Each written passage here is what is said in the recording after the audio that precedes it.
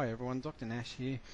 In this clip we're going to be looking at line spacing and also alignment of paragraphs. So the alignment on the actual page of a Microsoft Word document. As you can see, we've got a half a paragraph here that I've taken from one of my journal articles, and you can see that this is probably single line spacing at the moment.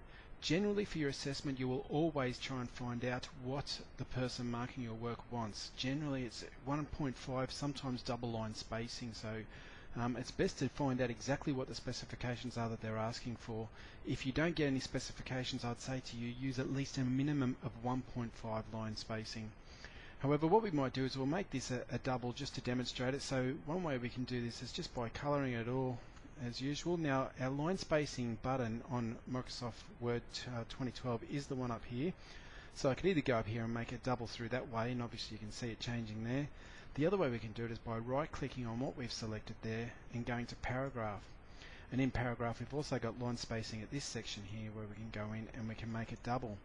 One thing to notice here, that the default setting for Microsoft Word actually gives you a spacing of 10 point afterwards, so that means that when you actually make a space like this, there's actually a 10-point spacing that is going between it if you enter it down here. If you do not want that, and in many cases I'd say you may not want it, again just cover the area that you don't want, click on paragraph and just take that down to 0 and click OK. Now the other thing here is the alignment that we're going to look at. At the moment this is aligned to the to the left hand side, as you can see, and that's the button there that's letting us know that it is a left hand alignment. In some courses you may be asked to make it justified, and if that's the case, justified is the one that's straight up there.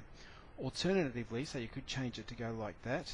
If we don't want it that way, alternatively you can go through paragraph again by right clicking and going to paragraph. You've got alignment up the top there.